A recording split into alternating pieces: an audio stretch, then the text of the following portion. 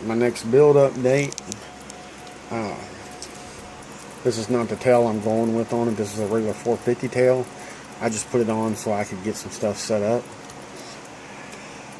I said in my last video, the tail assembly was supposed to have been in Saturday, but it didn't show up. Apparently, USPS Priority Mail decided that a 2 to 3 day service wasn't good enough. They'd go ahead and make it a regular 4 to 5 day service.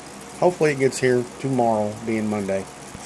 Anyway, I set everything else up. I've gone Tarrant DFC head,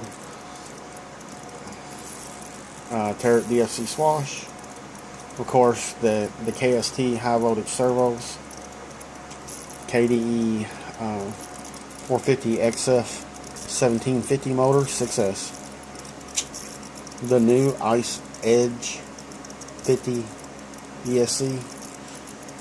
It has a separate wire, as I said in my last video, that you can set up to be a phase sensor or an arm or disarm switch or what have you. Mine's set up as a phase switcher, feeding the icon. 6S battery pack, of course. I'm running the 121.2 slant gear. I have both. I just decided to go with that. Icon Flybarless controller. Nice thing about Icon, which I've flown V-bar. I have V-bar on my 600. I had two 450s with V-bar, mini V-bars on them. I sold them and I got two Icons. On sale, they're 175 bucks. Used, 160 to 175. The V-bar is a super great controller. I still have one on my 600. I will not take it off because my 600 is tweaked and flies perfect. You pay $250, $300 for a V-bar, then you have to pay $45 more for the Pro software, or you don't get all the tweaking options, the vibe function, all that stuff. For what you pay for this, the software that comes with it is completely unlocked. You got all the tweaking options, the V-bar, a few more. This does bank switching, just like the V-bar does. This only has 3 banks, V-bar has 4. I only ever use 3, so it's not that big a deal to me. I do wish it was 4, just, you know, there's a few extra little things, but 3 is good. 3 is a good, you don't want 2, 3 is good. This does self-leveling. You actually have where you can set it to one of the banks, or set all the banks to where they're self-leveling, so if you get in trouble, you let go of the sticks, it rights itself. I don't like it. I guess for a new guy it would be something good to go with. This is the 450TS frame. It's modeled after like a HV and a logo. It's direct to swash 90 degree, as you can see by the linkages. 90 degree direct to swash. Servos are on the outside, easy to get to. Got the little curves in it. ESC mounts up here, battery slides in here.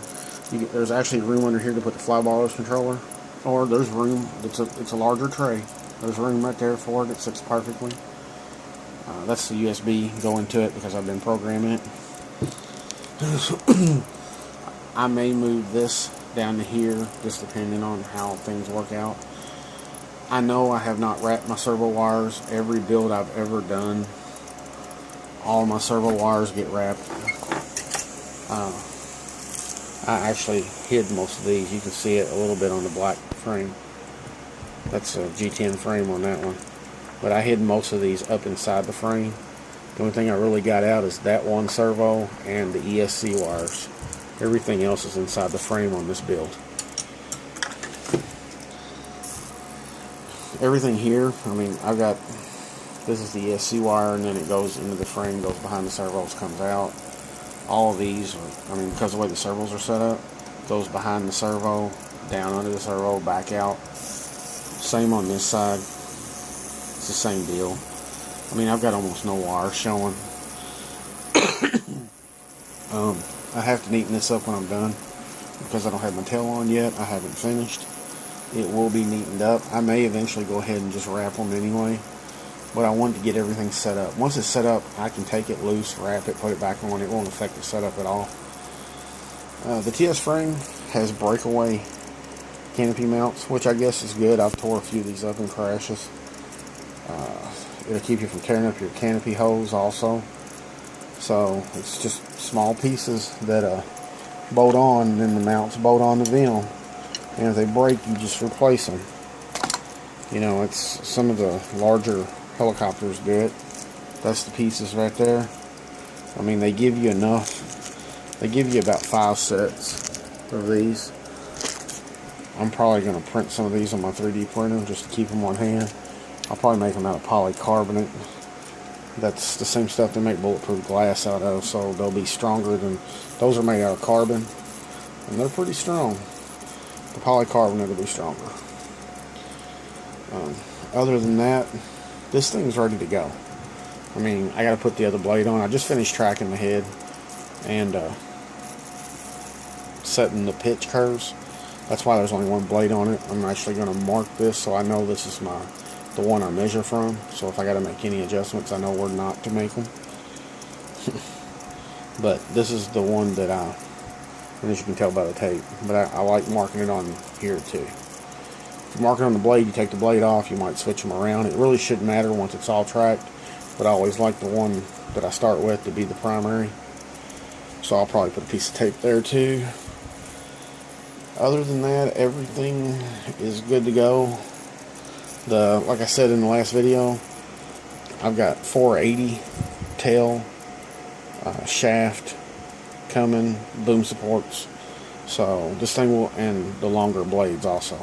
So this thing will be a 480 stretched 450, almost a 500. If the parts show up tomorrow, I hope to get the first flight on it tomorrow. I'm going to go ahead and reprogram the ESC tonight. I've got it running at 5 volts just for the setup. I'm going to go ahead and pump it up to 7.4 volts to get max speed out of the servos. Honestly, they're running, I think, at 0.07 right now. At 7.4 volts, they'll run at 0.05. And I've got 4 of them. I've even got one on the tail right there. I do have the little adapter in there to make the smaller servos work in the bigger holder. I've gotten big on boom mounts with all of my tail servos, as you can see right there. That's a boom mount. I'll put that one there for now. I'm probably going to put it on the boom with the 480. It's easier to adjust. It's easier to center your tail. You know, you loosen that up. Your servo's centered. You loosen that up and you slide it back and forth till your tail is centered. And you're done. You don't have to keep taking everything loose, moving the wheel, moving something. It's not. It's way easier if you put it on the boom on these 450 Pro styles. So that's a good look at the TS. I like the frame design. I like the way everything sits. I love the fact that the motor is mounted this way instead of the other way. I mean, it's supposed to help with the cooling. I like it because it's easier to get things. You know, on the 450 Pros, I mean, don't get me wrong, I got a couple of these. I mean, it's in there like that, and that works. And I've actually gone, these are Raycon motor mounts that I have in all my 450s. It's like the KDE. It actually slides, so you loosen the bolts up, and then the motor will slide inside the rails. So that's not too bad. But if you have any questions about the TS, got any, you know, everything mechanically, as I said in my last video, mechanically it's 450 Pro compatible. Tail boom holder, the gears, all that, the head, the same, the DFC mast, the Pro mast, they all work in here. It's all measured out the same. The proprietary stuff is the frames themselves, you know, and that includes the mounts, of course, the servo mounts. The bearing blocks are proprietary. They're aluminum, and you see how they're made this way across. So, and the bottom mount, the motor mount, is part of the bottom bearing block mount. So if you need bearings, you just press the bearings out and you replace them, which is what I did with my Pro mounts anyway. So if you're used to swapping the whole mount, you won't do that with these unless you order more. Anybody that wants to save a few bucks will press the bearings out. I don't think there's anything else I can come up with for now. If you have any questions, ask. Thanks for watching.